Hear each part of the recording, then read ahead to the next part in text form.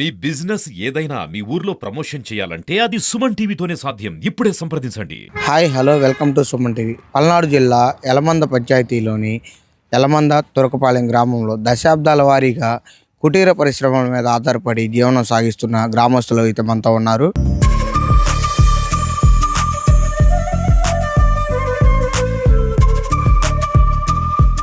వారి life style ఎలా ఉంటుందో అడిగి తెలుసుకుందాము.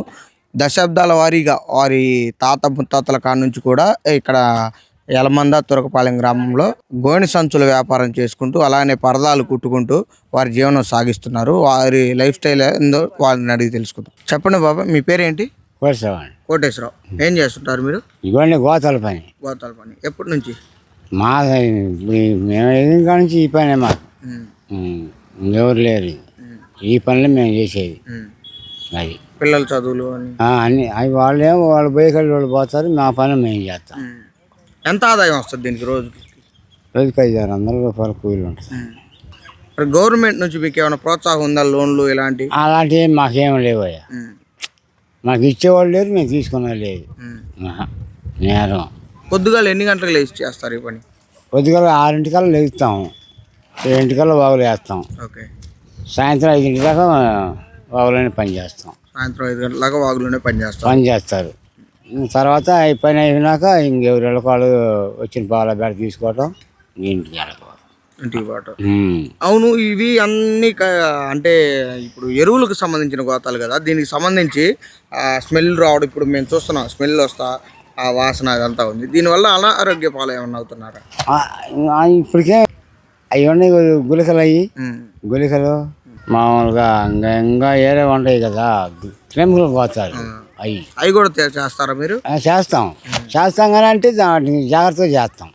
ఇవి అంటే మామూలుగా. పేరు మౌలాలి, మన చిన్నదుర్గపాలెం గ్రామము. మా ఊరు పుట్టిన నుంచి ఇదే పని మాకు. ఏదైనా కానీ మా తాతలు కానీ తాత ముత్తాతల నుంచి ఇదే పని జరుగుతుంది మాకు. ప్రభుత్వం ఏ రైతుకి వెళ్లాల్సిన మిర్చికి కానీ, ధాన్యాన్ని కానీ, పత్తికి కానీ, గింజలు కందిపప్పులు కానీ ఏ వెళ్ళాలంటే ఎక్కడి నుంచి సరుకు వెళ్లాల్సింది. ప్రభుత్వం కానీ మనం చేస్తున్న పనికి మాకు గిట్టుబాటు ధరలు మాకు అందట్లేదు. ప్రభుత్వానికి రైతులకు ఏ సంచి కావాలని ఎక్కడి నుంచి పోవాల్సిందే. ట్యాక్స్ ఇస్తున్నారు కానీ 5% ట్యాక్స్ ఇస్తున్నారు కానీ మాకు ప్రభుత్వం నుంచి లేబర్ కి మాకు ఏం గుర్తింపు లేదు మాకు.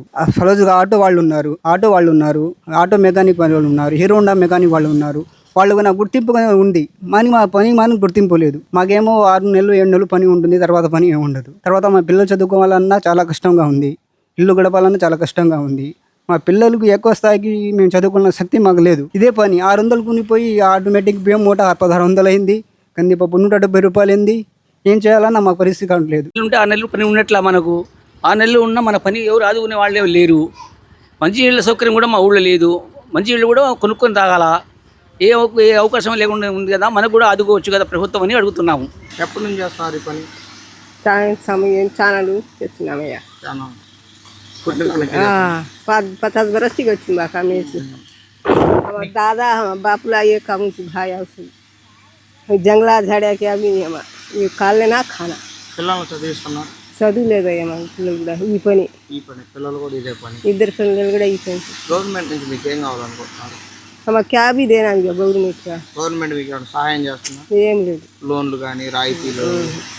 ఇప్పుడు అంటే చేనేత కార్మికులకు వీళ్ళందరూ గవర్నమెంట్ ఆదుకుంటుంది కదా, అలా हमें बैंक के हमें लोना क्या भी ला ले नहीं गए सकते. ये रेक्या पर जीतते हम. మంచినీళ్ళు లేవు, అసలు రోడ్లు సరిగ్గా లేవు. ఇవే ఈ ఊరికి లేవు 3. ఏం చేస్తారు? 4 రోజులు ఒకసారి కూడా బజార్కి రావటం లేదు. అటు మంచినీళ్ళు ఏం తాగాల? చూస్తున్నారు కదా, నరసరావుపేట మండలంలోని చిన్న తురకపాలెం అనే ఊర్లో 700 పైగా ఉన్న వీరికి కనీసం త్రాగునీరు లేక మంచినీళ్ళు కూడా కొనుక్కొని తాగే పరిస్థితుల్లో వీళ్ళు ఉన్నామని చెప్పుకుంటున్నారు. అలాగనే ప్రభుత్వం నుంచి ఎలాంటి సహకారం లేదు.